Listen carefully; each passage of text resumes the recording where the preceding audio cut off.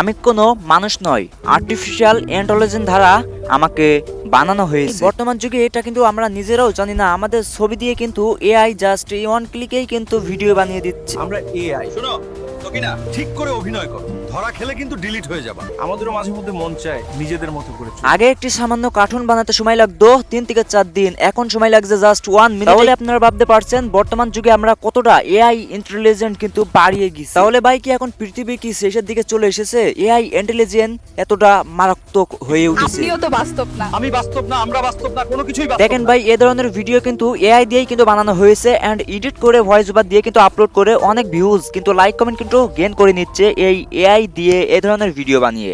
আগে কিন্তু অনেক দেরি কিন্তু অনেক হতো যে এআই দিয়ে কিন্তু ভিডিও বানানো কিন্তু এক ক্লিকেই কিন্তু হয়ে যাচ্ছে।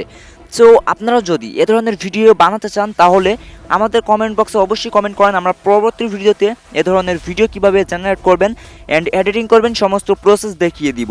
সো এআই এসে পর্যন্ত মানুষ কিন্তু অনেকটাই কিন্তু ভাবনার কিন্তু পিছনে কিন্তু চলে গিয়েছে, জাস্ট ওয়ান ক্লিকেই কিন্তু এ ধরনের ভিডিওগুলো বানিয়ে দিচ্ছে এন্ড এ ধরনের ভিডিও কিন্তু এডিটিং করছে। এআই শব্দটা কিন্তু ছড়লেও একটি অস্থির কিন্তু মনে হয়, এটা দিয়ে অনেকেই কিন্তু খারাপ ভিডিও বানাচ্ছে এন্ড অনেকেই কিন্তু ভালো ভিডিও বানাচ্ছে। সো দেখেন এই দুটো ছবি কিন্তু কোনোটাই কিন্তু এআই দিয়ে কিন্তু বানানো হয়েছে এন্ড এআই দিয়েই কিন্তু এ ধরনের ছবি দিয়ে কিন্তু এ ধরনের ভিডিওগুলো এডিটিং করা হয়েছে। বাস্তব একটি মিল কিন্তু রয়েছে এআই দিয়ে। এই যে এখানে দেখুন একটি সাংবাদিক কিন্তু ভিডিও বানাচ্ছিল, হঠাৎ করে সে পানির মধ্যে কিন্তু পড়ে গেল, এটা কিন্তু সমস্ত এআই দিয়ে কিন্তু বানানো হয়েছে এই ভিডিওগুলো। ভিডিওগুলো দেখছিলাম অনেক কিন্তু ভয় পেয়ে গিয়েছিলাম যে আমরা কোন জামানায় চলে এসেছি। So let's back to